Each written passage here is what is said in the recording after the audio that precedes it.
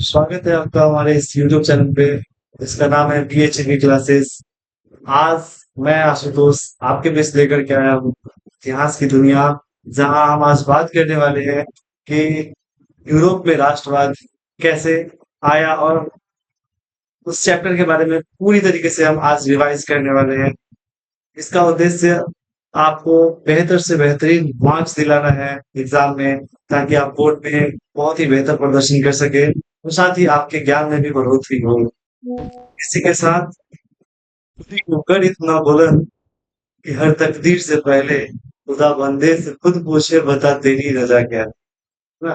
तो आपकी तैयारी इतनी बेहतरीन हो कि आपसे एग्जामिनर पूछे कि आपको बताओ कितने नंबर चाहिए, आप इतना अच्छा कॉपी लेकर के आओ। इसी शुभकामनाओं के साथ मैं आज का क्लास शुरू करता हूँ। आज मैं बात करने वाले हैं यूरोप में राष्ट्रवाद। ठीक है, तो आज हम लोग स्लाइड से पढ़ने वाले हैं, बोर्ड पे नहीं पढ़ने वाले, क्योंकि ये एक सामाजिक विज्ञान का विषय है। वो बोर्ड पे थोड़ा सा मुश्किल हो जाता है सब कुछ लिख करके पढ़ाना, इसलिए हमने स्लाइड आपके लिए तैयार किया है। तो आइए शुरू करते हैं।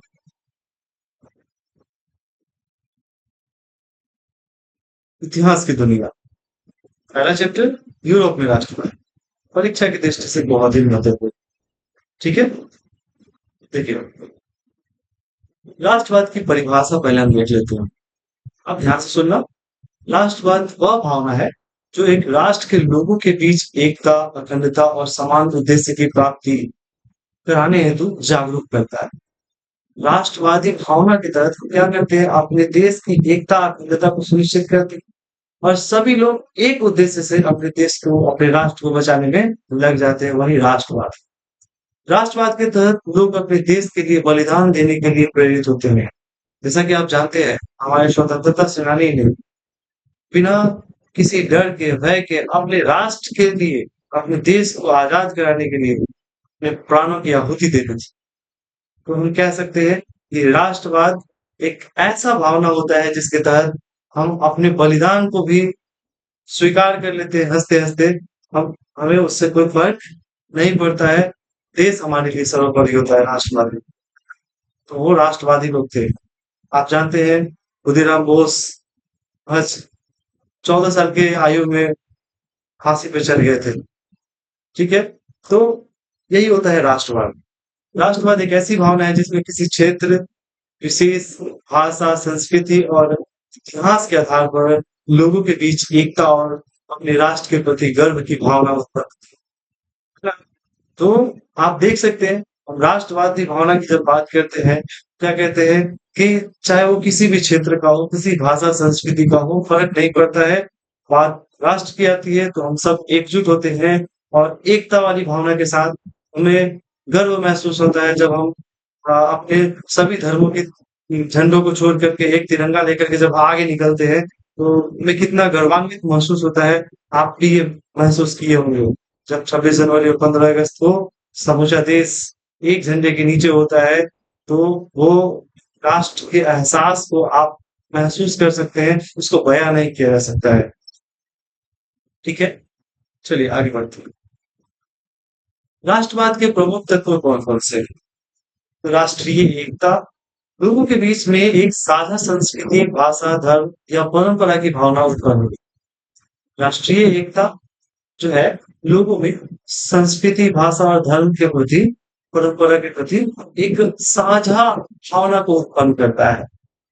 राष्ट्रवाद अक्सर उपनिवेशवाद और विदेशी शासन के खिलाफ स्वतंत्रता की मांग को प्रबल करता है। राष्ट्रवाद से हम विदेशी जो उपनिवेशवाद है, जैसे कि हमारा देश अंग्रेजों का उपनिवेश था, हम गुलाम थे, विदेशी शासन हमारे खिलाफ चल रहा था, तो हमने क्या किया, वहां पे राष्ट्रवादी आंदोलन शुरू करके अपने देश को आजाद कराने के लिए अंग्रेजों से लड़ा, स्वतंत्रता की प्राप्ति की।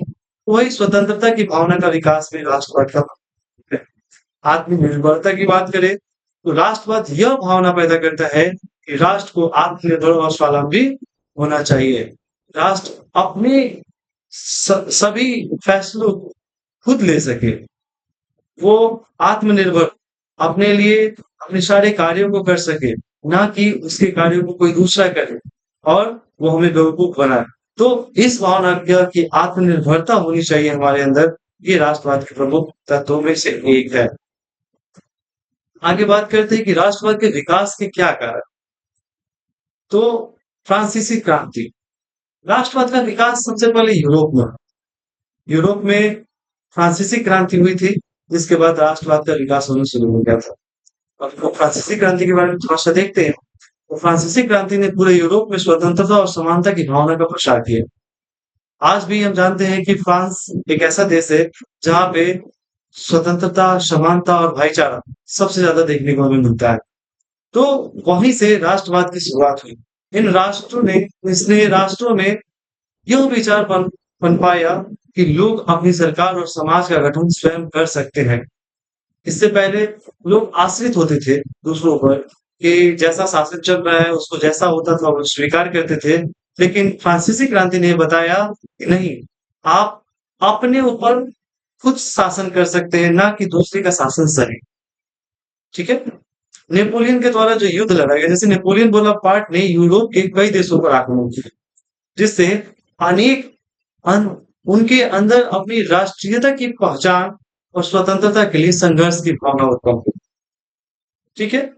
अब चूंकि नेपोलियन ने क्या किया, युद्ध लड़ा, वो सारे देशों को जीतता गया, सब पर आक्रमण करता गया। तो इससे लोगों को लगा कि अगर हमको नेपोलियन का सामना करना है, उससे मुकाबला करना है, तो हमको एक होना होगा। और एक होना होगा तो किसी क्षेत्र विशेष से उन लोगों को राष्ट्रवादी भावना विकसित हुई कि हमें अपने क्षेत्र को क्या करना है, बचाना है। बात करिए औद्योगिक क्रांति की। औद्योगिक क्रांति ने आर्थिक विकास को तेज किया और इसने राष्ट्रों को अपनी शक्ति और पहचान को मजबूत करने की प्रेरणा दी।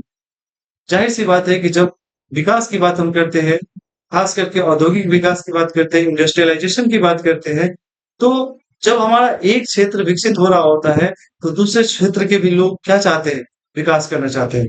देखते होंगे जब एक बच्चे घर में पढ़ते हैं, बहुत अच्छा पढ़ते हैं, तो दूसरे बच्चे भी उनसे क्या होते हैं, प्रेरित होकर के पढ़ना चाहते हैं। तो वही है, वैसे ही औद्योगिक क्रांति भी वैसा ही था कि जैसे ही राष्ट्रों ने अपने अपने विकास करना शुरू किया, अपनी शक्ति और पहचान को मजबूत करने की प्रेरणा मिली उनसे, तो इससे भी राष्ट्रवादी विकास सामने आया। फ्रांसीसी क्रांति जो 1789 में हुआ था, आपको अच्छे से पता होगा। 1789 से 1799 के बीच में फ्रांसीसी क्रांति को बताया जा रहा है यहाँ पे। फ्रांसीसी क्रांति 18वीं सदी के अंत में फ्रांस में हुआ एक ऐतिहासिक घटना था, जिसने केवल फ्रांस नहीं बल्कि पूरे यूरोप और दुनिया भर में सामाजिक और राजनीतिक संरचनाओं को बदल दिया। क्रांति के कारण क्या थे? तो सामाजिक समान असमान। फ्रांस में समाज 3 वर्गों में विभाजित था। पहला वर्ग था अभिजात वर्ग, सॉरी, पहला वर्ग था कलर्जी वर्ग, दूसरा था अभिजात वर्ग और तीसरा वर्ग था साधारण वर्ग, जिसको हम लोग कृषक वर्ग भी कहते हैं, या फिर कहें कि व्यापारी वर्ग भी कहते हैं, जिसमें आम आम जनता आती थी। साधारण जनता को सबसे ज्यादा कर देना पड़ता था। कर का बोझ सबसे ज्यादा उन्हीं पे पड़ता था, क्योंकि पहले और दूसरे वर्ग के लोग कर मुक्त हुआ करते।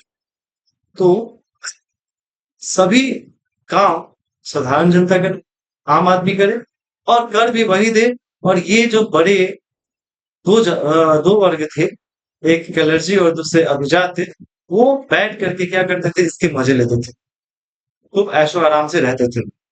ठीक है। आर्थिक संकट की बात करें तो लगातार युद्धों और शाही परिवार के अत्यधिक खर्चों ने फ्रांस की अर्थव्यवस्था को कमजोर कर दिया था। नतीजतन सरकार को ऋण लेना पड़ा और करों को बढ़ाने की कोशिश की गई। आपको हम बता दें कि इसी समय 1780-85 के आसपास में ही 70-80 के आसपास में क्या हो रहा था कि अमेरिका को आजाद कराने का युद्ध चल रहा था। ब्रिटेन जो है अमेरिका के 13 उपनिवेशों को अपने कब्जे में रखा हुआ था। फ्रांस फ्रांस ने क्या किया कि अमेरिका को सपोर्ट किया और ब्रिटेन से उन 13 उपनिवेशों को छुड़ा दिया, इस लालच में कि कहीं वो हमारा अपना हो जाएगा। लेकिन अमेरिका ठहरा चालाक व्यक्ति, चालाक देश। उसने क्या किया कि फ्रांस से मदद ली और फ्रांस को भी छोड़ दिया, उसको भी धक्के मार दिए। बेचारा फ्रांस जो कि कर्ज ले लेकर के अमेरिका की सहायता कर रहा था, वो एकदम से रोड पे आए। ठीक है? लेकिन शाही परिवार के जो खर्चे थे, उसमें कमी की कोई गुंजाइश नहीं थी, वो लगातार होते जा रहे थे। और इसका बोझ सरकार ने ऋण के तौर पे, करों के तौर पे क्या किया? आम जनता पे डाल दिया। उसी दौरान 18वीं सदी में प्रबोधन विचारकों जैसे जॉन लॉक, रूसो, वोल्टेयर ने स्वतंत्रता, समानता और लोकतंत्र जैसे विचारों को फैलाया। ये आप जो देख रहे हैं बहुत बड़े-बड़े दार्शनिकों के नाम है, जॉन लॉक है, रूसो है, वोल्टेयर है। इन्होंने अपनी बुद्धिमत्ता का इस्तेमाल करके पूरे यूरोप में प्रबोधन का युग शुरू किया, एनलाइटमेंट एरा को शुरुआत की और लोगों को जागरूक करने का काम किया, जिसने लोगों में राजशाही और सामाजिक असमानता के खिलाफ जागरूकता पैदा की। राजनैतिक असंतोष की बात करें तो लुई 16वें के राजशाही सरकार लोगों की आवश्यकताओं को पूरा नहीं कर पा रही थी। उन्होंने करों में बढ़ोतरी की जिससे जनता में असंतोष बढ़ा। ठीक है? अब बात करते हैं फ्रांसीसी क्रांति के दौरान की मुख्य घटनाएं कौन-कौन सी थी। सबसे पहला घटना है यहाँ पे बैस्टिल किले पर हमला। बैस्टिल जो कि एक जेल था, है ना? बैस्टिल जेल पर जो कि फ्रांस में मौजूद था। 14 जुलाई 1789 को वहां की जनता ने बैस्टिल जेल पर हमला कर दिया।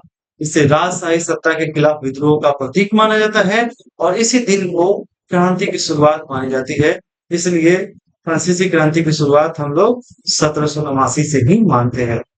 संवैधानिक राजतंत्र का निर्माण की बात करें तो लुई 16वें ने 1791 में लुई 16वें ने एक नई संविधान सभा बनाई जिसमें संवैधानिक राजतंत्र की घोषणा की। अब राजा की शक्ति सीमित हो गई थी, लेकिन इतने से लोग मानने वाले नहीं थे। तभी रिपब्लिक की स्थापना 1792 में की गई। संवैधानिक राजतंत्र के विफल होने के बाद 1792 में फ्रांस को गणराज्य यानी कि रिपब्लिक घोषित किया गया और लुई 16वें को 1793 में फांसी दे दी गई।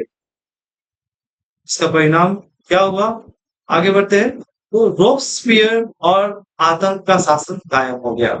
रोब्सपियर वहां का कट्टरपंथी मैक्सिमिलियन नेता था जो कि अ, बहुत ही कट्टरपंथ था और उसने आतंक का शासन चलाया था। कहाँ में? फ्रांस में। ठीक है? कब? 1793 से 94 के बीच में, जिसमें क्रांति के विरोधियों को मौत की सजा दी गई। मतलब क्रांति करने वालों के जो विरोध में थे, जो भी थे, जो शासन सत्ता पक्ष के जो भी लोग थे, उनको पकड़-पकड़ के क्या किया ये रोब्सपियर फांसी पर चढ़ा दिया, मौत की सजा दे दी। अब बात करते हैं डायरेक्टरी शासन की। 1795 से 99 के बीच में डायरेक्टरी शासन आता है जिसमें रोब्सपियर के पतन के बाद रोब्सपियर ज्यादा दिन टिक नहीं पाया। आपको भी पता है कि कट्टरपंथ ज्यादा दिन टिकने की चीज होती नहीं है। बस कुछ पल के लिए लगता है कि सब कुछ खत्म कर देगा, लेकिन वही बात है, वो देर होती है, अंधेर नहीं होती है। तो रोब्सपियर के पतन के बाद डायरेक्टरी के तहत 5 सदस्यों की सरकार बनी, लेकिन यह भी अस्थिर रही और 1799 में नेपोलियन बोनापार्ट ने सत्ता अपने हाथों में ली। नेपोलियन ने देखा कि फ्रांस की जनता बहुत उथल-पुथल में जी रही है, जिसका फायदा उठा करके क्यों ना यहाँ पे गणतंत्र लाने की बात कह करके और वहां की सत्ता को हथिया लिया जाए। और वो वही किया और आ गया यहाँ पे फ्रांस में सत्ता में। फ्रांसीसी क्रांति के दौरान कुछ मुख्य घटनाएं उनमें से महिलाओं और अन्य वर्गों के अधिकार की बात चल रही थी, जिसमें महिलाओं के अधिकार की मांग उठी और दास प्रथा को समाप्त किया गया। राष्ट्रवाद के उदय में यह क्रांति राष्ट्रवाद के लिए मतलब फ्रांसीसी क्रांति राष्ट्रवाद के विकास की दिशा में एक प्रमुख मील का पत्थर साबित हुई। फ्रांसीसी लोगों ने अपनी राष्ट्रीय पहचान को फिर से परिभाषित किया और एक राष्ट्र के रूप में अपनी पहचान बनाई। फ्रांसीसी क्रांति के परिणाम क्या हुए? तो वहां पे जो मौजूदा राजशाही शासन व्यवस्था था उसका अंत हो गया। फ्रांस में राजशाही शासन व्यवस्था का अंत हो गया और वहां पे गणराज्य की स्थापना हुई जो कि नेपोलियन के द्वारा किया गया था। सामंती व्यवस्था का भी वहां अंत हो गया और वहां पे विशेषाधिकारों को समाप्त कर दिया गया। ठीक है? फ्रांसीसी क्रांति ने स्वतंत्रता, समानता और बंधुत्व के सिद्धांतों को प्रोत्साहित किया। जैसा कि हम पहले भी चर्चा कर चुके हैं कि फ्रांस में स्वतंत्रता, समानता और बंधुत्व की भावना कूट-कूट के भरा हुआ है। आज भी वहां पे जाइएगा तो आपको देखने को मिल जाएगा। वैसे तो मैं गया नहीं हूँ, लेकिन आप उनके बारे में जानिएगा, सुनिएगा तो आपको समझ में आता है। ठीक है। अब बात करते हैं कि फ्रांसीसी क्रांति के बाद राष्ट्रवाद क्या हुआ। तो लोगों का अधिकार। फ्रांसीसी क्रांति ने यह संदेश दिया कि सत्ता में जनता के हाथों में होनी चाहिए। सत्ता जो है जनता के हाथों में होनी चाहिए, न कि किसी राजा के। इससे लोगों में अपने देश और अपनी पहचान के प्रति गर्व की भावना बढ़ी। जब आपको पता होगा कि ये सारा कुछ आपका है, ये घर आपका है, तो क्या होगा, आपको गर्व फील होगा। आप उसके हिसाब से अपने आप को गर्वान्वित महसूस करेंगे कि हम अपने देश का मालिक हम खुद है। ये देश आपका है, ये कह दिया जाए और आपको रिस्पॉन्सिबिलिटी दे दी जाए कि आपको अपने देश को बचाना है, आपको अपने देश को विकास के मार्ग पे लाना है, आप जो बेहतर कर सकते हैं तो करें। आप गर्व के साथ कुछ भी काम करना चाहेंगे, तो वैसे ही लोगों को वहां पे अधिकार दे दिया गया। अब लोग ही वहां के शासक थे, लोग ही वहां की पहचान थे, वहां के सब कुछ अब वहां के आम जनता के हाथों में थी। स्वतंत्रता का प्रसार की बात करें तो क्रांति के बाद फ्रांस ने यूरोप के अन्य देशों में भी स्वतंत्रता और समानता के विचारों का प्रचार किया, है ना। नेपोलियन बोनापार्ट की सेनाओं ने उन राष्ट्रवादी विचारों को फैलाया। अब आप बोल रहे होंगे कि ये राष्ट्रवादी विचारधारा फैलाने का काम नेपोलियन कैसे कर रहा है? नेपोलियन तो वहां शासन कर रहा था। जी हाँ, शासन करने को वो कर रहा था, लेकिन शासन के दौरान वो क्या कर रहा था, अन्य राष्ट्रों पर, अन्य देशों पर जो हमले कर रहा था, युद्ध कर रहा था, जिसके कारण अन्य देश के लोग जो है, यूरोप के अन्य देश के लोग क्या हो रहे थे, एकजुट हो रहे थे ताकि वो नेपोलियन का सामना कर सके, नेपोलियन का मुकाबला कर सके। और इसी के कारण वहां पे राष्ट्रवाद की भावना का विकास हुआ। ठीक है। राष्ट्रीय प्रतीक की बात करते हैं। तो फ्रांसीसी क्रांति के दौरान झंडे, राष्ट्रगान और राष्ट्रीय प्रतीक का महत्व बढ़ गया। फ्रांस में ट्राई कलर झंडा और ला मार्शेइले राष्ट्रगान बन गए, जिन्होंने लोगों में देशभक्ति की भावना को और बढ़ाया। अच्छा, एक बात बताएं आप, जब आपके आसपास तिरंगा झंडा होता है, जो कि आपके देश का झंडा है, और राष्ट्रगान बजता है, तो क्या आपके और आपके आसपास के लोगों के बीच देशभक्ति की भावना मिलती है कि नहीं मिलती है, बढ़ती है कि नहीं बढ़ती है? मेरी तो बढ़ती है। और एक भारतीय नागरिक होने के नाते हमारा मौलिक कर्तव्य है कि वो अपने झंडे का, अपने राष्ट्रगान का सम्मान करे। और उसको सुनने के बाद एक अजीब सा फीलिंग होता है, जिससे राष्ट्रवादी भावनाएं क्या होती है, जागृत होने लगती है, देश के लिए कुछ करने, कर गुजरने की भावना उत्पन्न होने लगती है। और वही हाल वहां राष्ट्रीय प्रतीक के कारण फ्रांस में हुआ, यूरोप में हुआ। यूरोप के लोगों ने, फ्रांस के लोगों ने क्या किया, इस इन सब चीजों को अपना करके वहां पे राष्ट्रवादी भावना को बढ़ाया। ठीक है। अब बात करते हैं नेपोलियन बोनापार्ट की। अभी हम लोग बात कर रहे थे कि नेपोलियन बोनापार्ट आया फ्रांस में, वहां पे अपना सत्ता स्थापित किया और अन्य देशों पे क्या किया, हमले किया, युद्ध किया। तो इसके कारण बहुत सारे यूरोपियन कंट्रीज में, देशों में क्या हुआ, राष्ट्रवादी भावना क्या हुई, उत्पन्न हुई। तो क्यों ना हम लोग नेपोलियन को थोड़ा देख लेते हैं। यहाँ देखिए, आपको नेपोलियन साहब खड़े दिख रहे हैं, है ना। ये बड़े स्मार्ट है, आप इनको देख सकते हैं। लेकिन आप यहाँ फिलहाल नेपोलियन बोनापार्ट के बारे में देखें, क्योंकि एग्जाम में इनको पूछे। नेपोलियन का जन्म 15 अगस्त, और एक बहुत बड़ा अच्छा दिन है, 15 अगस्त 1772 को कोर्सिका द्वीप में हुआ था। 15 अगस्त को जन्मा था बेचारा, इस दिन हम लोग आजाद हुए। लेकिन ये 1769 में जन्म हुआ था। नेपोलियन ने 1799 में फ्रांस की सत्ता अपने हाथों में ले ली और 1804 में स्वयं को फ्रांस का सम्राट घोषित किया। उन्होंने नेपोलियन नामक नेपोलियन कोड नामक एक कानून सुधार व्यवस्था लाई, जो कि 1804 में आया था, जिसने नागरिक कानून व्यवस्था में समानता, धार्मिक स्वतंत्रता और संपत्ति के अधिकार को बढ़ावा दिया। नेपोलियन के शासनकाल में फ्रांस ने कई क्षेत्रों पर विजय प्राप्त की। इनमें इटली, स्पेन, जर्मनी और रूस शामिल है। उनकी 1815 में वाटरलू की लड़ाई में हार के बाद उन्हें निर्वासित कर दिया गया, यानी कि उनको वहां से खदेड़ दिया गया और अंततः 5 मई 1821 को सेंट हेलेना द्वीप में उनका निधन हुआ। मतलब नेपोलियन साहब का अंत सेंट हेलेना द्वीप में 5 मई 1821 को हो गया। ज्यादा दिन तक रहे नहीं, लेकिन जब तक रहे कमाल के जिए। वही कहता है ना, जिंदगी लंबी नहीं बड़ी होनी चाहिए, जब तक रहे शान से जिए। बात करते हैं यूरोप में राष्ट्रवाद का प्रसार कैसे हुआ। जाहिर सी बात है, हमने पहले भी कहा है कि नेपोलियन का आक्रमण हुआ, जिसके कारण राष्ट्रवाद का प्रसार हुआ। नेपोलियन की विजय ने यूरोप के विभिन्न देशों में राष्ट्रवादी आंदोलन को प्रेरित किया।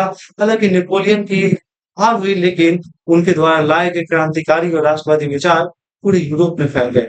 नेपोलियन बोनापार्ट के आक्रमणों ने यूरोप में राष्ट्रवाद के प्रसार में अहम भूमिका निभाई। उनके द्वारा किए गए प्रशासनिक सुधार, जैसे कि नेपोलियन कोड था उस समय, जो कि समान कानून व्यवस्था था, फ्यूडल व्यवस्था था, अगर उसका उन्मूलन किया, जो कि प्राचीन समय से चलता आ रहा था। फ्यूडल व्यवस्था, राजतांत्रिक व्यवस्था, उसका उन्मूलन नेपोलियन ने ही किया था। सामाजिक आर्थिक सुधार की बात करें तो इसमें भी नेपोलियन का अहम योगदान था। ने समाज में समानता और एकता की भावना को बढ़ावा दिया, और यही कारण है कि लोगों में राष्ट्रवाद की भावना का विकास हुआ, प्रसार हुआ। ठीक है, अब बात करते हैं आगे कि नेपोलियन के आक्रमण ने विभिन्न यूरोपीय देशों में लोगों को अपने अधिकारों और स्वतंत्रता के प्रति जागरूक किया। उनके आक्रमणों ने विभिन्न राष्ट्रों को एकजुट होकर के नेपोलियन के विरुद्ध संघर्ष करने के लिए प्रेरित किया, जिससे राष्ट्रीय चेतना और स्वतंत्रता की भावना का विकास हुआ। इसके परिणाम स्वरूप यूरोप के विभिन्न हिस्सों में स्वतंत्रता संग्राम और राष्ट्रवादी आंदोलन प्रारंभ हुए, जो आगे चल करके राष्ट्रवाद के प्रसार में सहायक सिद्ध हुए। ठीक है, आप देख सकते हैं नेपोलियन खुद हमला किया और खुद ही वो लोगों में राष्ट्रवाद की भावना को बढ़ाया, और उसका शिकार भी खुद ही हो गया। इसके कारण तो हार है ना। अब बात करते हैं क्लेमेंस वॉन मेटरनिक। देखिए यहाँ पे मेटरनिक बहुत ही मतलब अच्छे राजनेता और कूटनीतिज्ञ थे। यहाँ पे आप उनको देख सकते हैं, क्लेमेंस वॉन मेटरनिक, जो कि उनका समय काल जो है 1773 से लेकर 1859 तक है। 1773 में हमारे यहाँ रेगुलेटिंग एक्ट आया था, उस समय उनका जन्म हुआ और 1859 तक रहे। एक प्रमुख ऑस्ट्रियाई राजनेता थे। ऑस्ट्रिया आगे बहुत महत्वपूर्ण है, आने वाला है ऑस्ट्रिया का, वो यूरोप में बढ़ने वाला है। आप ध्यान से सुनते रहे, देखते रहे। तो ऑस्ट्रियाई राजनेता और कूटनीतिज्ञ थे। उन्होंने 19वीं सदी के पहले हिस्से में यूरोप की राजनीति पर महत्वपूर्ण प्रभाव डाला। वे 1821 से 1848 तक ऑस्ट्रिया के विदेश मंत्री रहे, और उनकी कूटनीतिक नीतियों यूरोप में शांति और स्थिरता बनाए रखने के लिए जानी जाती है। मतलब उन्होंने ऐसी कूटनीति का इस्तेमाल किया जिससे यूरोप में शांति और स्थिरता बनी रहे। ठीक है, मतलब मेटरनिक कह सकते हैं कि बहुत सुलझा हुआ व्यक्ति था, जो कि यूरोप की शांति व्यवस्था को कायम करना चाहता था। मेटरनिक की प्रमुख नीतियां क्या क्या थी। तो मेटरनिक ने 1815 में वियना कांग्रेस का आयोजन किया, जिसका उद्देश्य नेपोलियन युद्धों के बाद यूरोप की राजनीतिक स्थिति को स्थिर करना था। मतलब नेपोलियन के युद्ध के बाद यूरोप तितर बितर हो चुका था, है ना। लोगों में राष्ट्रवादी भावनाएं फूटी थी, लेकिन वो अभी भी इकट्ठा नहीं था। तो इसको इकट्ठा करने का काम मेटरनिक ने किया, जो कि वियना कांग्रेस का आयोजन 1815 में करके, इस कांग्रेस ने विभिन्न यूरोपीय शक्तियों के बीच संतुलन बनाए रखने के लिए कई समझौतों की स्थापना की, और कई समझौते हुए, जिसपे काम भी हुआ।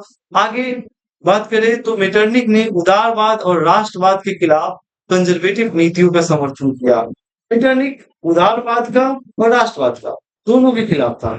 मतलब वो नहीं चाहता था कि लोगों में राष्ट्रवादी भावनाएं फूटे, वो नहीं चाहता था कि उदारवादी व्यवस्था यहाँ पे कायम हो। वो पहले की तरह ही कंजर्वेटिव नीतियों को, यानी कि राजतंत्रात्मक नीतियों को ही लागू करना चाहता था। उसका मानना था कि स्थापित साम्राज्य और राजशाही को बनाए रखना आवश्यक है, ताकि समाज और राजनीतिक अस्थिरता से बचा जा सके। जाहिर सी बात है कि कोई सरकार न होने से अच्छा है कि कोई एक सरकार हो, है ना।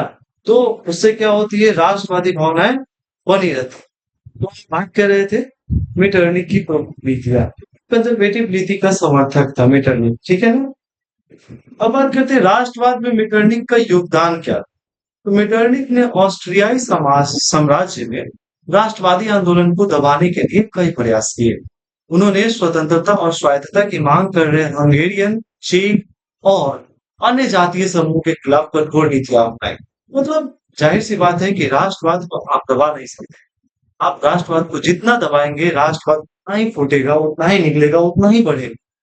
तो मेटरनिख ये समझ नहीं पाया और राष्ट्रवाद को क्या किया, दबाने के, दमन करने के नीति के साथ आगे बढ़ा, और जिसका परिणाम क्या हुआ कि मेटरनिख ने राष्ट्रवाद को और बढ़ावा दे दिया। उनकी दमनकारी नीतियों के कारण विभिन्न क्षेत्रों में राष्ट्रवादी भावनाएं और अधिक मजबूत हुई। मेटरनिख की नीतियों ने लोगों को एकजुट किया और उनके बीच विद्रोह की भावना को प्रोत्साहित किया। उदाहरण के लिए 1848 में यूरोप के कई देशों में क्रांतियां हुई जो कि राष्ट्रवाद की भावना के तहत थी। ठीक है। इसके बाद है यूरोप में राष्ट्रवाद का प्रसार कैसे हुआ। तो 1830 से 48 की क्रांतियां जो थी, वो 1830 और 48 की क्रांतियों ने यूरोप में राष्ट्रवाद के प्रसार में महत्वपूर्ण भूमिका निभाई। इन नीतियों ने लोगों के बीच में स्वतंत्रता, समानता और लोकतंत्र की भावना को बढ़ावा दिया और नए राष्ट्रवादी आंदोलन को जन्म दिया।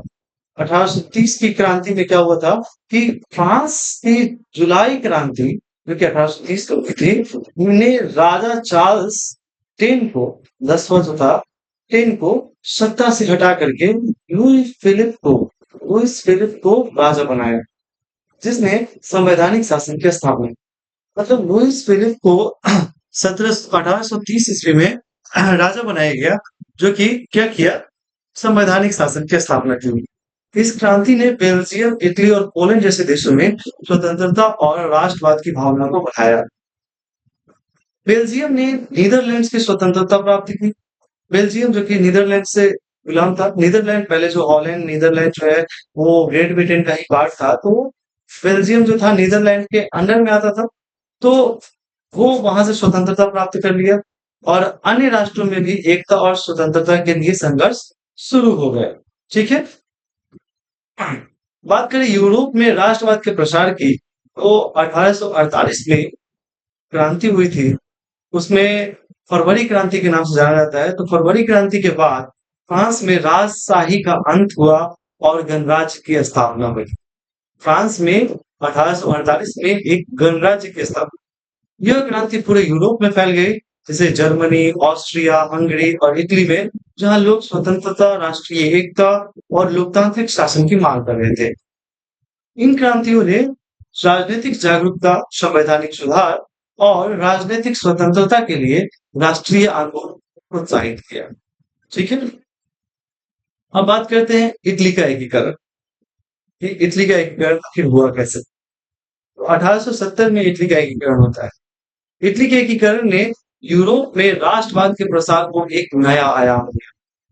मतलब अभी जो फ्रांसीसी क्रांति हो रही थी या फिर वहां पे गणराज्य की स्थापना जो 1848 ईस्वी में की गई थी, उससे भी कहीं बढ़ करके यूरोप में राष्ट्रवादी भावना को विकसित करने का काम इटली का एकीकरण ने किया। यह एकीकरण उन देशों के लिए प्रेरणा बना जो अपने राष्ट्रीय एकता और स्वतंत्रता के लिए संघर्ष कर रहे थे। इटली जो अपने पहले ही कई छोटे छोटे राज्यों और राजशाही क्षेत्रों में बटा हुआ था, का 19वीं सदी में एकीकरण हुआ और इस एकीकरण ने यह सिद्ध किया कि राष्ट्रवाद की भावना, दृढ़ संकल्प और कुशल नेतृत्व के साथ कोई भी राष्ट्र एकीकृत हो सकता है। मतलब इटली का जो इतना टूटा बिखरा हुआ था, उसका एकीकरण होना, एक होना, ये बताया कि राष्ट्रवाद एक ऐसी भावना है जिससे कैसा भी देश क्या कर सकता है, अपने आप को एकीकृत कर सकता है। ठीक है। बात करते हैं इटली के एकीकरण की। तो इटली का एकीकरण राष्ट्रीय एकता और स्वतंत्रता के प्रतीक के रूप में देखा गया, जिसने अन्य यूरोपीय देशों को भी प्रेरित किया। इटली के एकीकरण ने जर्मनी जैसे अन्य बटे हुए राष्ट्रों को भी एकीकरण के लिए क्या किया, संघर्ष करने की प्रेरणा दी। इसने यूरोप में राष्ट्रवादी आंदोलन को गति दी, जिससे साम्राज्यवादी शक्तियों के खिलाफ संघर्ष तेज हुआ। इटली के एकीकरण ने यूरोप में राजनीतिक और भौगोलिक मानचित्र को पुनः परिभाषित किया और लोगों में राष्ट्रवादी चेतना को मजबूत किया। मतलब इटली का एकीकरण जो है पूरी तरीके से राष्ट्रवादी चेतना को और मजबूत करने में कारगर सिद्ध हुई और वहां के लोग अपने राजनीतिक और भौगोलिक मानचित्र को भी समझने लगे कि कौन सा हमारा क्षेत्र है, कहाँ पे हमारी शासन है, ये सब कुछ समझने लगे और लोगों में राष्ट्रवादी भावना का विकास और तेजी से हुआ। इटली के एकीकरण में महत्वपूर्ण भूमिका निभाने वाले यूसुफ मैज़नी की बात करते हैं, तो यूसुफ जुसेप्पे मैज़नी का जन्म 22 जून 1805 ईस्वी को हुआ था। वे इटली के एक प्रमुख राष्ट्रवादी क्रांतिकारी और विचारक थे। हम देख सकते हैं यहाँ पे तीनों चीज लिखा हुआ है, राष्ट्रवादी, क्रांतिकारी और विचारक। वो थिंकर भी थे, क्रांतिकारी आदमी भी थे और राष्ट्रवाद की भावना तो उनमें भरी हुई थी। मैजनी का मानना था कि इटली का एकीकरण तभी संभव होगा जब उसे विदेशी शासन से मुक्त किया जाए और उसे एक लोकतांत्रिक गणराज्य के रूप में स्थापित किया जाए। उन्होंने इटली में राष्ट्रवाद और स्वतंत्रता की भावना जगाई और यहीं पे क्या हुआ, राष्ट्रवाद का विकास हुआ।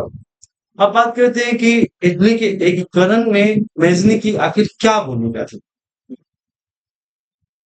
यंग यंग इटली संगठन की स्थापना 1831 में मेजनी ने एक राष्ट्रवादी संगठन की स्थापना की, जिसका उद्देश्य इटली में विदेशी शासन से मुक्त कर एक एकीकृत राष्ट्र बनाना था। इटली में एक यंग इंडिया आया था 1831 में, याद रखना है। यंग इंडिया कब आया था? 1831 में। इसका मुख्य उद्देश्य यही था, ये एक राष्ट्रवादी संगठन था। इसका मुख्य उद्देश्य यही था कि इटली को एकीकृत करना। यह संगठन विशेष रूप से युवाओं से को प्रेरित करता था और स्वतंत्रता, एकता और गणराज्यवाद की वकालत करता था। क्रांतिकारी आंदोलन का नेतृत्व मैजनी ने इटली के विभिन्न हिस्सों में की, मतलब कई विद्रोहों का नेतृत्व किया। उन्होंने कई बार विदेशी शासकों और स्थानीय राजाओं के खिलाफ विद्रोह किया। हालांकि उनके विद्रोह असफल रहे, लेकिन उन्होंने कभी भी हार नहीं मानी, विद्रोह करना छोड़ा नहीं। इटली के एकीकरण में राष्ट्रवाद के विचारों का प्रसार जो है, इसको मेजनी ने बखूबी किया। मेजनी ने इटली के एकीकरण के लिए राष्ट्रीयता, स्वतंत्रता और लोकतंत्र के विचारों को प्रोत्साहित किया। उनके विचारों ने इटली में क्रांतिकारी और राष्ट्रवादी आंदोलन को प्रेरित किया, जिसके बाद में गैरिबाल्डी और काउंट काबो जैसे नेताओं ने आगे बढ़ाया। ठीक है, मतलब मैजनी के द्वारा किए गए कार्यों को आगे बढ़ाने का काम काउंट काबुल और गैरिबाल्डी नामक नेताओं ने किया। अब काउंट काबुल का बात करें तो काउंट काबुल का पूरा नाम क्या है आप जानेंगे, क्योंकि काउंट कैमिलो बेंसो दी काबो, इतना था उनका नाम। तो काउंट काबुल का जन्म 10 अगस्त 1810 को इटली के ट्यूरिन में हुआ था। वह इटली के एक महान राजनेता, कूटनीतिज्ञ और सार्डिनिया पिडमोंट के प्रधानमंत्री थे। देख सकते हैं ये प्रधानमंत्री की तरह लग रहा है। अच्छा, कोई बात नहीं लग रहे हैं, लेकिन थे ऐसे प्रधानमंत्री चेहरा से थोड़ी होती है। तो काबुल को इटली के एकीकरण में उनकी महत्वपूर्ण राजनीतिक और कूटनीतिक भूमिका के लिए जाना जाता है। उन्हें आधुनिक इटली के संस्थापकों में से एक माना, मतलब आज जो आधुनिक इटली हमको देखने को मिलता है, उसके संस्थापक में से काउंट काबुल को भी एक माना जाता है। इटली के एकीकरण में काउंट काबुल की क्या भूमिका थी? तो काबुल ने प्रधानमंत्री बनने के बाद सार्डिनिया पिडमोंट राज्य में महत्वपूर्ण राजनीतिक और आर्थिक सुधार किए। उन्होंने रेलवे उद्योग और संचार व्यवस्था को मजबूत किया, जिससे राज्य की शक्ति बढ़ी और इसे इटली के एकीकरण के लिए तैयार किया गया। इटली के एकीकरण में सबसे महत्वपूर्ण कदम काबुल का फ्रांस के साथ गठबंधन करना था। देखिए, इटली का एकीकरण इसलिए भी संभव हो पाया क्योंकि काबुल ने क्या किया, फ्रांस के साथ गठबंधन किया। उन्होंने फ्रांस के सम्राट नेपोलियन तृतीय के साथ 1858 में एक गुप्त समझौता किया, जिसका अता पता किसी को नहीं था। जिसके तहत फ्रांस ने ऑस्ट्रिया के खिलाफ लड़ाई में सार्डिनिया पिडमोंट की मदद की। ऑस्ट्रिया इटली के उत्तरी हिस्सों पर नियंत्रण रखता था और एकीकरण में सबसे बड़ी बाधा ऑस्ट्रिया ही था। हमने आपको बताया ये ऑस्ट्रिया, जो मेटरनिक की बात कर रहे थे, मेटरनिक का जन्म ऑस्ट्रिया में हुआ था। तो ये ऑस्ट्रिया जो था ना, सबसे ज्यादा बाधक था इटली के एकीकरण में। तो वो जानता था कि बिना फ्रांस की सहायता के हम इसको ये नहीं हटा सकते हैं। तो काउंट काबुल ने क्या किया कि फ्रांस को अपने साथ जोड़ लिया। 1859 में काबुल ने फ्रांस की मदद से ऑस्ट्रिया के खिलाफ युद्ध किया, जिसे द्वितीय इटालियन स्वतंत्रता युद्ध कहा जाता है। 1859 में फ्रांस के साथ मिलकर के ऑस्ट्रिया के खिलाफ युद्ध किया कॉन्कागुए, और इस युद्ध में जीत के बाद इटली के उत्तरी हिस्सों को ऑस्ट्रियाई शासन से मुक्त किया गया और सार्डिनिया पीडमोंट के साथ जोड़ दिया गया। मतलब ऑस्ट्रिया से क्या कर लिया गया, आजाद करा लिया गया। किसको? उत्तरी हिस्से को, इटली के उत्तरी हिस्से को आजाद करा लिया गया। काबुल ने गैरिबाल्डी के साथ मिलकर काम किया, जिन्होंने दक्षिणी इटली का एकीकरण करने में महत्वपूर्ण भूमिका निभाई। काबुल ने गैरिबाल्डी के प्रयासों को नियंत्रित किया और दक्षिणी इटली के राज्य सार्डिनिया पेडमोंट के साथ विलय को सुनिश्चित किया। कुल मिलाकर के उत्तर में काबुल ने खुद जीता और दक्षिण में गैरिबाल्डी ने जीता, और दोनों ने मिलकर के उत्तर दक्षिण मिलाकर के इटली का एकीकरण संभव किया। काबुल की कूटनीतिक और राजनीतिक प्रयासों के परिणाम स्वरूप 1861 में इटली का एकीकरण लगभग पूरा हो गया और विक्टर इमैनुअल द्वितीय को इटली का पहला राजा घोषित किया गया। हालांकि काबुल 1861 में ही निधन हो गया उसका, लेकिन उनकी नींव पर 1871 में इटली एकजुट हो गया, है ना। अब बात करते हैं आगे कि ग्यूसेफ गैरिबाल्डी का परिचय क्या है। गैरिबाल्डी जानते हैं आप, पैसे से एक नाविक था, है ना। उनका जन्म 4 जुलाई 1807 को नीस फ्रांस में हुआ था। वे इटली के एक प्रमुख राष्ट्रवादी क्रांतिकारी और सैन्य नेता थे, जिन्हें इटली के एकीकरण में उनके वीरतापूर्ण योगदान के लिए जाना जाता है। गैरिबाल्डी ने इटली को विदेशी और घरेलू शासकों से स्वतंत्र कराने के लिए कई सैन्य अभियानों का नेतृत्व किया। उन्हें इटली का तलवार भी कहा जाता है, क्योंकि उन्होंने एकीकरण में सैन्य भूमिका भी निभाई। गैरिबाल्डी ने सैन्य भूमिका निभाई, जिसके कारण इटली का तलवार भी गैरिबाल्डी को कहा जाता है। ठीक है, अब आगे बात करते हैं कि गैरिबाल्डी का आखिर योगदान क्या था इटली के एकीकरण में। तो 1860 में गैरिबाल्डी ने लगभग 1000 स्वयंसेवकों को, मतलब उसकी सेना का नेतृत्व किया, जिसे रेड शर्ट्स के नाम से जाना जाता है। लाल कुर्ती, नाम सुने होंगे, लाल कुर्ती, है ना, उसके नाम से जाना जाता है। उन्होंने सिसिली और नेपल्स पर आक्रमण किया, जो उस समय, है ना, बोर्बोन राजवंश के अधीन था। ठीक है, उन्होंने दक्षिणी इटली की को स्वतंत्र कराया और इसे सार्डिनिया पीडमोंट के साथ विलय के लिए तैयार किया। उनकी इस सैन्य सफलता ने इटली के एकीकरण को मजबूत किया। गैरिबाल्डी ने अपनी विजय के बाद दक्षिणी इटली की सत्ता को किंग विक्टर इमैनुअल द्वितीय को सौंप दिया, इससे इटली के उत्तर और दक्षिण का एकीकरण संभव हो सका। यह उनका राष्ट्रीय एकता के प्रति समर्पण और व्यक्तिगत शक्ति त्यागने का अद्भुत उदाहरण था। इटली के एकीकरण में गैरिबाल्डी ने कई बार रोम को इटली के साथ एकीकृत करने का प्रयास किया, जो उस समय पोप के नियंत्रण में था। हालांकि उनके पहले प्रयास असफल रहे, लेकिन उन्होंने राष्ट्रवादी भावना को जागृत किया, जो बाद में रोम के एकीकरण का मार्ग प्रशस्त करने में सहायक बना। आप देख रहे हैं, कहीं भी एकीकरण का बात चल रहा है तो क्या हो रहा है, राष्ट्रवादी भावनाएं ही सामने निकल करके आ रही है। गैरिबाल्डी केवल इटली तक सीमित नहीं थे, उन्होंने दक्षिण अमेरिका और यूरोप में भी स्वतंत्रता संग्राम में हिस्सा लिया, जिससे उन्हें एक अंतरराष्ट्रीय क्रांतिकारी नेता के रूप में मान्यता मिली।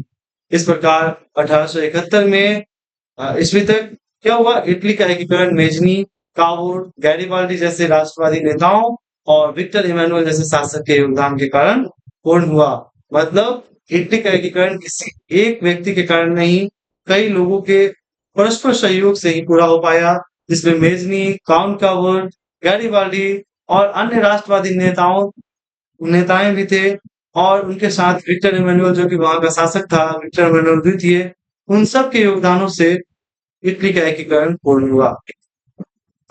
अब बात करते हैं हम लोग जर्मनी का एकीकरण। नया टॉपिक है जर्मनी का एकीकरण। जर्मनी का एकीकरण 19वीं सदी के यूरोप की सबसे महत्वपूर्ण घटनाओं में से एक था। यह एकीकरण 1871 में हुआ, जिसका नेतृत्व प्रशा ने किया। जर्मनी के एकीकरण का नेतृत्व किसने किया? प्रशा ने किया। जर्मनी उस समय कई छोटे छोटे राज्यों में बटा हुआ था, जिन्हें एक साथ लाकर एक राष्ट्र बनाने की प्रक्रिया को जर्मनी का एकीकरण कहा जाता है। मतलब जर्मनी के एकीकरण में क्या हुआ कि वहां बहुत छोटे छोटे राज्य बटे हुए थे, उन सबको एक जगह इकट्ठा करके और बनाया गया, और इसी में बिस्मार्क की भूमिका बहुत ही अहम हो जाती है, क्योंकि ऐसा करने में बिस्मार्क ने अहम भूमिका निभाई थी। आप जानते हैं कि जैसे भारत का बिस्मार्क किसे कहा जाता है? सरदार वल्लभ भाई पटेल को कहा जाता है। क्यों? क्योंकि आजादी के पश्चात जो हमारा 562 रियासतों में हमारा देश बटा हुआ था, उस सबको एकीकृत करने का, एक करने का, एक सूत्र में बांधने का काम किसने किया? सरदार वल्लभ भाई पटेल ने किया। इसलिए भारत का बिस्मार्क सरदार वल्लभ भाई पटेल को और जर्मनी का लौह पुरुष क्या किया जाता है? बिस्मार्क को कहा जाता है। ठीक है ना? तो 19वीं सदी के मध्य तक जर्मनी लगभग 39 छोटे-छोटे राज्यों में बटा हुआ था। इनमें से सबसे शक्तिशाली राज्य प्रूसिया था। तो प्रूसिया के नेतृत्व में ही इनका एकीकरण किया गया। इन राज्यों में एकता नहीं थी और एक शक्तिशाली जर्मन राष्ट्र का अभाव था। औद्योगिकरण और व्यापारिक हितों ने जर्मन के लोगों में एकता की भावना को जन्म दिया। मतलब यहाँ पे औद्योगिकरण और व्यापारिक हितों की बात जब आई, तो जर्मनी के लोग एकीकृत होने लगे, एकता के सूत्र में बंधने लगे।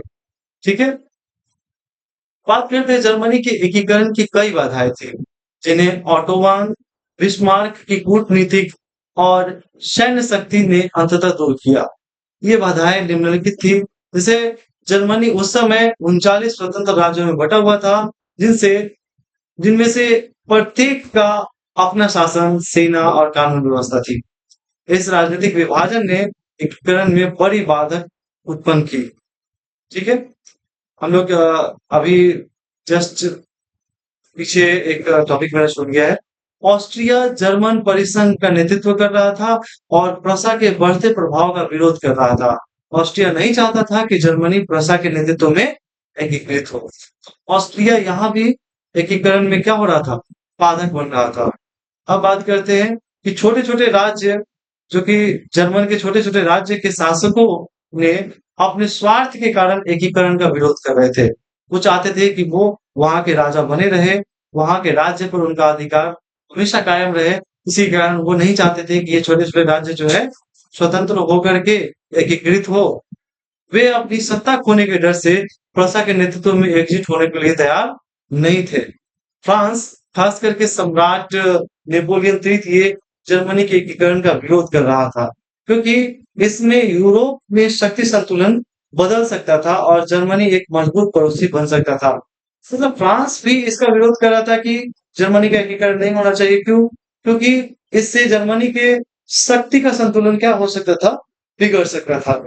जर्मनी के अंदर भी अलग-अलग सामाजिक और राजनीतिक समूहों में मतभेद थे, जैसे कि दक्षिणी जर्मन राज्य जो कैथोलिक थे और प्रसा के प्रोटेस्टेंट नेतृत्व को संदेह की नजर से देखते थे। मतलब देखिए यहाँ पे जो वहाँ के जो ईसाई धर्म थे, दो भागों में बटे हुए थे। वो मतलब चर्च जो था दो भागों में बटा हुआ था, एक कैथोलिक था और एक प्रोटेस्टेंट था। दोनों कट्टर थे, एक दूसरे से नफरत करते थे और प्रसा प्रोटेस्टेंट को मानता था और दक्षिणी जर्मन राज्य जो था वो कैथोलिक को मानता था, जिसके कारण उन दोनों में मतभेद पड़ा हुआ था। ये सब के सब क्या थी? जर्मनी के एकीकरण में उत्पन्न बाधाएं थी। अब बात करते हैं जर्मनी के एकीकरण में बिस्मार्क की क्या भूमिका है। देखिए बिस्मार्क हमारे दादाजी की तरह लग रहे हैं, है ना? आप उसे देख सकते हैं, बहुत अच्छे लग रहे हैं, लेकिन एक सेनापति की तरह सिर पे और शरीर पे अपना जो है सेना का वस्त्र धारण किए हुए है सेनापति का। तो देखते हैं, को लौह पुरुष भी कहा जाता है। बिस्मार्क जो प्रसा के प्रधानमंत्री थे, ने जर्मनी के एकीकरण में महत्वपूर्ण भूमिका निभाई। उन्होंने कूटनीति और सैन्य शक्ति का उपयोग करके एकीकरण का मार्ग प्रशस्त किया। बिस्मार्क ने लौ और रक्त की नीति का पालन किया, जिसमें युद्ध और रणनीति का सहारा लिया गया। डेनमार्क युद्ध की बात करें तो प्रसा और ऑस्ट्रिया ने मिलकर के डेनमार्क के खिलाफ युद्ध लड़ा और स्लेस्विग और होस्टिंग नामक प्रांतों पर अधिकार कर लिया। ठीक है? अब बात करते हैं कि जर्मनी ऑस्ट्रिया प्रसा युद्ध 1866 में हुआ। बिस्मार्क ने ऑस्ट्रिया को पराजित किया और उत्तरी जर्मन राज्यों पर प्रसा का नियंत्रण स्थापित किया। ठीक है? वहीं फ्रैंको पर्शियन युद्ध जो है 1870 से 71 के बीच में हुआ। बिस्मार्क ने फ्रांस के खिलाफ युद्ध छेड़ा। देखो यहाँ पे क्या है? फ्रैंको पर्शियन, मतलब फ्रैंक यानी कि फ्रांस की बात कर रहा है, पर्शियन है ना, पर्शिया की बात कर रहा है, तो इनके खिलाफ युद्ध छेड़ा। कौन? जर्मन ने। और बिस्मार्क ने इस युद्ध के बाद क्या किया, प्रशा की इसमें जीत जीत के बाद जर्मन राज्यों में एकता की भावना मजबूत हुई और दक्षिण जर्मन राज्य भी प्रशा के साथ आ गए। जर्मन साम्राज्य की स्थापना 18 जनवरी 1871 को वायसराय के महल फ्रांस में प्रशा के राजा विल्हेम प्रथम को जर्मन सम्राट घोषित किया गया, है ना। उसको कैसर भी कहा जाता है, उसको घोषित किया गया। इस प्रकार जर्मनी का एकीकरण हो गया और एक शक्तिशाली साम्राज्य का उदय हुआ। यूनान की राष्ट्रीयता का उदय यूनान में राष्ट्रीयता का उदय कैसे हुआ? तो 9वीं सदी के शुरुआत में यूनान में राष्ट्रीयता का उदय हुआ। जब यूनानियों ने अपने अधिकारों और पहचान के लिए संघर्ष किया, यह आंदोलन कई ऐतिहासिक, सांस्कृतिक और राजनीतिक कारकों से प्रेरित था। 15वीं शताब्दी में यूनान ऑटोमन साम्राज्य का हिस्सा बन गया। इस अवधि में यूनानियों को धार्मिक और सांस्कृतिक रूप से दबाया गया। 18वीं सदी के अंत और 19वीं सदी की शुरुआत में यूरोप में रोमांटिक आंदोलन ने लोगों को अपने इतिहास और संस्कृति के प्रति जागरूक किया। इस जागरण में यूनानियों को अपनी पहचान को पुनः खोजने में मदद मिली। ठीक है। 1821 में यूनानियों ने ऑटोमन साम्राज्य के खिलाफ विद्रोह किया। यह संघर्ष मुख्यतः धार्मिक, सामाजिक और राजनीतिक कारणों से प्रेरित था। यूनानी स्वतंत्रता संग्राम ने अन्य देशों, विशेष रूप से यूरोप के देशों का ध्यान आकर्षित किया। ब्रिटेन, फ्रांस और रूस ने यूनानियों को समर्थन दिया, जिससे युद्ध को अंतरराष्ट्रीय पहचान मिली। 1827 में नौसैनिक लड़ाई में ऑटोमन साम्राज्य को पराजित करने के बाद यूरोपीय शक्तियों ने यूनान की स्वतंत्रता की मांग की। कांग्रेस ऑफ वियना के बाद यूरोप में राजनीतिक संतुलन के कारण यूनान की स्वतंत्रता की घोषणा हुई। स्वतंत्रता के बाद यूनान ने अपने राज्यों को एकीकृत करने का प्रयास किया और धीरे धीरे अपने क्षेत्रों का विस्तार किया। तो कांग्रेस ऑफ वियना जो है वो कब हुआ था? 1815 में। इसी के तहत यूनान को स्वतंत्र किया गया और इन्होंने अपने राज्य को एकीकृत करने की प्रयास किए और धीरे धीरे वो अपने राज्य का विस्तार किया। ठीक है। अब बात करते हैं हंगरी की। तो हंगरी में राष्ट्रवादी आंदोलन का उदय 1848 में यूरोपीय क्रांति के प्रभाव से हुआ, जहां ऑस्ट्रिया के प्रभुत्व के खिलाफ विद्रोह शुरू हुआ। आंदोलन का नेतृत्व कोशुत और फ्रांसिस डिक नामक क्रांतिकारियों ने किया। कोशुत लोकतांत्रिक विचारों के समर्थक थे और उन्होंने अपने विचारों को जनता तक पहुंचाने का प्रयास किया, जिस पर प्रतिबंध लगा दिया गया। फ्रांस में लुई फिलिप के पतन का हंगरी के आंदोलन पर विशेष प्रभाव पड़ा, जिसके कारण कोशुत ने ऑस्ट्रिया के प्रभुत्व का विरोध किया और व्यवस्था में सुधार की मांग उठाई। इसका प्रभाव दोनों देशों की जनता पर पड़ा, जिससे राष्ट्रीयता के समर्थन में व्यापक आंदोलन शुरू हो गया। हंगरी की बात करते हैं तो अंततः 31 मार्च 1848 को ऑस्ट्रिया की सरकार ने हंगरी की कई मांगे मान ली। इनमें स्वतंत्र मंत्रिमंडल का गठन, प्रेस की स्वतंत्रता, राष्ट्रीय सुरक्षा सेवा की स्थापना, सामंती प्रथा का अंत और प्रतिनिधि सभा की वार्षिक बैठक का आयोजन बुडापेस्ट में करने की स्वीकृति शामिल थी। इन आंदोलनों में हंगरी को राष्ट्रीय अस्मिता प्रदान की और देश के राजनीतिक और सामाजिक जीवन में महत्वपूर्ण परिवर्तन किए। बात करते हैं अब पोलैंड की। तो पोलैंड में भी राष्ट्रवादी भावना के कारण रूस के शासन के खिलाफ युद्ध शुरू हुआ। ठीक है। 1830 ईस्वी की क्रांति का प्रभाव यहाँ के उदारवादियों पर गहरा पड़ा, लेकिन उन्हें इंग्लैंड और फ्रांस का समर्थन नहीं मिल सका। परिणाम स्वरूप रूस ने इस विद्रोह को कठोरता से दबा दिया और पोलैंड की राष्ट्रवादी आंदोलन असफल हो गया। ठीक है। अब हम लास्ट बात करते हैं बोहेमिया का। तो बोहेमिया हंगरी की क्रांति का प्रभाव बोहेमिया पर भी पड़ा, जो कि ऑस्ट्रिया के शासन के अंतर्गत था। यहाँ के बहुसंख्यक चिक, है ना, जाति ने स्वायत्त शासन की मांग की, जिससे प्रारंभ में स्वीकार कर लिया गया और लेकिन आंदोलन हिंसात्मक हो गया, जिसके परिणाम स्वरूप ऑस्ट्रिया ने बलपूर्वक इस क्रांति को दबा दिया और इस तरह बोहेमिया की क्रांतिकारी आंदोलन की कोई अस्थायी उपलब्धि नहीं हो सकी। ठीक है? और इस प्रकार हमारा स्लाइड खत्म होता है। हम पूरा का पूरा चैप्टर हमने कोशिश किया है कि आप तक पहुंचाए, आप तक रखे। अगर आपको हमारा काम पसंद आया हो, हमारा वीडियो अच्छा लगा हो, तो आपसे हम्बली रिक्वेस्ट है कि आप हमारे वीडियो को लाइक शेयर जरूर करें और हमारे चैनल को सब्सक्राइब करें, ताकि हम इसी प्रकार से आपके लिए और भी आगे के चैप्टर्स का वीडियो ला सके। धन्यवाद। जय हिंद।